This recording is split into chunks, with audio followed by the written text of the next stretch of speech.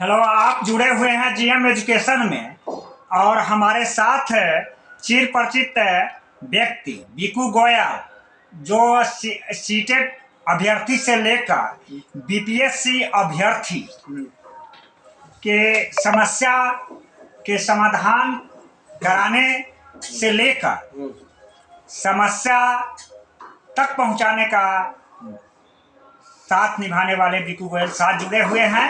आज चर्चा का विषय है कि अपर सचिव के पाठक का आगमन, शिक्षा मंत्री चंद्रशेखर जी की विदाई और वर्तमान शिक्षा मंत्री मेहता जी से बीपीएससी अभ्यर्थी की अपेक्षा। बीकू गोयल सर, आप तो जानते हैं कि के पाठक सर का पुनः आगमन हुआ है, इसमें आपका क्या राय है? एक शर्त पे उनका आगमन हुआ है कि बिहार के एजुकेशन मिनिस्टर जब तक नहीं बदलेंगे तब तक हम निकलेंगे नहीं। तो उनके आते ही एजुकेशन मिनिस्टर चेंज हो गए हैं और जो भी है education minister professor Chandrashekhar Yadav थे, उनको हटाकर उनके जगह पे जो है ला दिया गया है आलोक कुमार मेहता जी को। जी, आप तो यह बात बतलाए हैं, पाठक सर का जो पुनः आगमन हुआ है, इससे पहले लग रहा था कि कहीं न कहीं सिस्टम से नाराज है। स्वतंत्र भारत के इतिहास में बिहार के शिक्षा मंत्री का पहला यह अवसर है जिसमें अपर सचिव और बिहार के शिक्षा मंत्री का भावो भैंसू, जिसको देहाती कहावत में कहा जाता है, इस टाइप का संबंध था। कहिएगा क्यों? चूंकि या तो विद्यालय की टाइमिंग की योजना हो, टाइमिंग की सिस्टम हो, छुट्टी की बातें हो, या इससे पूर्व की बात ले लें कि विशिष्ट शिक्षक की नियमावली की बात हो, तो उस सभी में कहीं न कहीं मतभेद होने के कारण शिक्षा मंत्री और पाठक सर का अन्योन्याश्रय संबंध, इंटरलिंकिंग जो सुटेबल रिलेशन होना चाहिए, वैसा नहीं था। और इससे आगे और बात बढ़ाते हैं, जैसे राज्यपाल से विश्वविद्यालय के मैटर पर हो, उसमें मतभेद शिक्षक संघ के नेता यहां तक कह चुके थे, कोई भी पसंद नहीं करते थे। तो सवाल फिर होता है कि जब शिक्षक संघ का नेता मार्क्सवादी भारतीय कम्युनिस्ट पार्टी के एमएलए, शिक्षा मंत्री से लेकर इतना सारे विरोध में के पाठक सर का पुनः आगमन हुआ, क्यों? कहीं न कहीं क्वालिटी झलकता था। क्या कारण लगता है? कारण तो ये है कि कभी भी अभी आपने जैसा कि बताया कि भावो भैंसू वाला मैटर, वही बात है कि एजुकेशन मिनिस्टर और एससीएस यानी कि एडिशनल चीफ सेक्रेटरी के बीच कभी भी जो भी है कोलैबोरेट नहीं हुआ, यानी कि दोनों मिलकर कभी नहीं रहे हैं। तो बस यही कारण है, दोनों का अपना अपना लग रहा था कि मेरा पावर जो भी है अधिक है, और मिनिस्टर को लग रहा था कि मेरा पावर अधिक है। वही बात है दोनों मिनिस्टर और पाठक जी में, अपर मुख्य सचिव में। अब पहली बात है कि पाठक सर का पुनः आगमन हुआ है। आप जानते हैं कि चुनाव प्रणाली को लीजिए, टीएन सेशन को हनुमान कहा जाता है, तो शिक्षा जगत में भी पाठक सर को हनुमान कहा जाता है। जिस महाविद्यालय से लेकर के प्राइमरी विद्यालय तक विद्यार्थी नदारत रहते थे, ऐसा भी टीचर था जो 6-6 महीना 3-3 महीना पर विद्यालय जाता था और पूरे पेमेंट उठाते थे। और इसका जीव विद्यालय, महाविद्यालय में बच्चे उपस्थिति 10% 20% होता था, वह टीएन सेशन के पाठक सर के आगमन के कारण 100% उपस्थिति सुनिश्चित हुआ है। इसलिए क्वालिटी ऑफ एजुकेशन को बिहार सरकार के मुखिया नीतीश कुमार समझते हुए तब तो यह चर्चा आई कि नीतीश के आवास पर बुलावा हुआ, के पाठक सर नहीं गए, फिर समझौता हुआ। बड़े सर नीतीश कुमार जी खुद उनको मना बुझा कर लाए हैं। हाँ, बड़े बड़े अधिकारियों के द्वारा समझाया गया और मंत्रालय के द्वारा,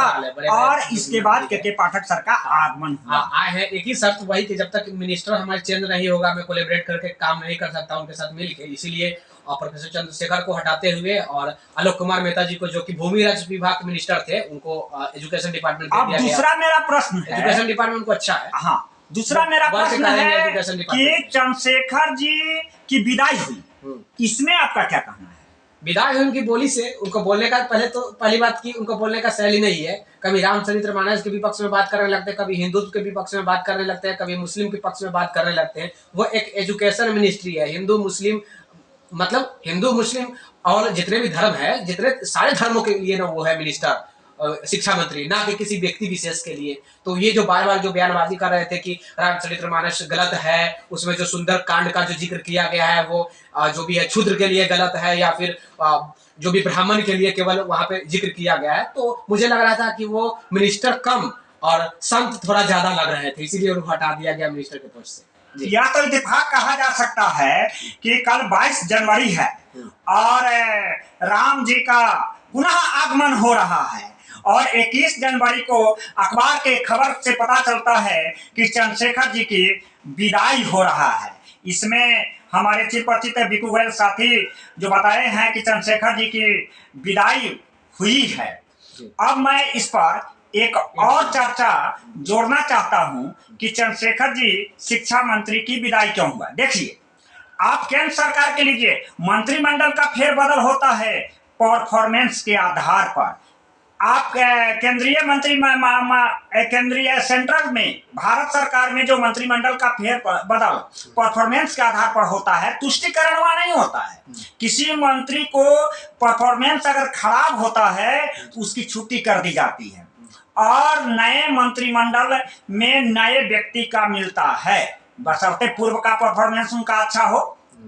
तुष्टिकरण है। लेकिन बिहार में जो मंत्रिमंडल बदलता है उसमें आपने देखा कि 3 राजद के मंत्री, तो मैं यह कह सकता हूं कि नीतीश कुमार, एनडीए की महागठबंधन की जो सरकार है उसमें नीतीश कुमार और राजद की सरकार है, इसमें तेजस्वी यादव का है, और तीनों मंत्री का फेरबदल हुआ है। उसमें शिक्षा मंत्री की बात कर लें कि शिक्षा मंत्री का गन्ना विभाग मिला है और गन्ना एवं भूमि सुधार मंत्री को, मेहता जी को शिक्षा विभाग मिला है। इसमें शिक्षा मंत्री जो काम के पाठक सर कर रहे थे, विद्यालय का निरीक्षण मंत्री जी को करना चाहिए। यह के पाठक सर के द्वारा हुआ कि सचिवालय में कम उपस्थित होकर के विद्यालय का निरीक्षण करना, जो विभागीय मंत्री का करना चाहिए। तो क्वालिटी ऑफ एजुकेशन में कहीं ना कहीं नीतीश कुमार जी को लगा कि K Pathak far better than compare to education former education minister Chandrashekhar.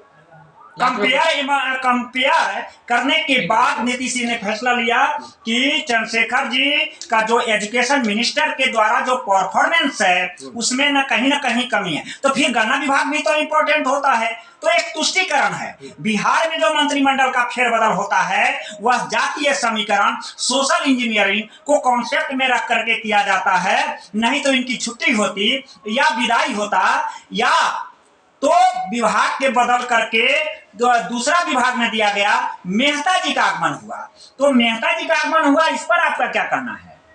Welcome है, वेलकम। बिहार में बहुत बहुत वेलकम है। और मुझे लग रहा है कि वो जरूर एजुकेशन डिपार्टमेंट में कुछ न कुछ बहुत बड़ी परिवर्तन जरूर करेंगे। जिस प्रकार के पाठक एडिशनल चीफ सेक्रेटरी जो है ACS यानी कि अपर मुख्य सचिव जिसे कहते हैं एडिशनल चीफ सेक्रेटरी, उनके साथ कोलैबोरेट करके मिलकर काम करेंगे, मुझे उम्मीद है। और मैं इसके ऊपर जरूर देखूंगा। मैं तो खुद पत्रकार हूं, तो मैं तो विशेष रूप से इस पे ध्यान रहेगा मेरा। अब देखिए, बात यहाँ आती है कि मेहता जी का आगमन हुआ है। आप इससे पहले महागठबंधन, जब नीतीश की सरकार एनडीए से गठबंधन तोड़ करके महागठबंधन की सरकार बनाया, उस समय ही मेहता जी का, लोग मेहता जी की चर्चा हो रही थी कि एजुकेशन मिनिस्टर बनेंगे। एजुकेशन, चूंकि मेहता जी का जो कैरियर है वह बहुत लंबा अनुभव है, और अनुभव तो 3 बार चंद्रशेखर जी भी विधानसभा में एम्पायरी कर चुके हैं। लेकिन मेहता जी पत्रकारिता से जुड़े हुए मृदभाषी, गंभीर और एजुकेशन की समस्या को समझने वाले व्यक्ति के रूप में चिरपरिचित में था। वह भूमि सुधार मंत्रालय भी महत्वपूर्ण मंत्रालय होता है सरकार का, वह जिम्मेदारी मिली थी। तो चंद्रशेखर जी या राजद के गठबंधन की कोटे से भी मुखिया, दोनों मुखिया उप मुखिया में आप समझ गए होइएगा दर्शक कि इनकी कहीं ना कहीं आलोक मेहता जी पर विश्वास किए हैं। जैसा मेहता जी का फर्स्ट स्टेटमेंट आया है स्टेटमेंट आया है कि शिक्षा मंत्री नए शिक्षा मंत्री से का कहीं न कहीं विश्वास जताए हैं उनकी माने सिद्धांत गंभीरता और अनुभव के आधार पर इनको विभाग दिया गया है। अब इसमें मैं आपसे बात करना चाहता हूं कि बीपीएससी और सीटेट अभ्यर्थी की क्या अपेक्षा हो सकती है मेहता जी से? With domicile next requirement in teacher TRE theory means के 2023 तो शिक्षक नियमावली बना था, जिस समय चंद्रशेखर जी कहते थे कि सॉफ्टनेस होगा सॉफ्टनेस होगा सॉफ्टनेस होगा, मुलायम होगा मुलायम होगा। पता चला बीपीएससी अभ्यर्थी का सबसे बड़ा हार्डनेस आ गया नियमावली। तो चंद्रशेखर जी के मेहता जी से बीपीएससी अभ्यर्थी यह मांग करता है कि नियमावली 2023 को रिवाइज करके रिवाइज नियमावली बनाएंगे, जिसमें अटेम्प्ट्स जो है फ्री होगा।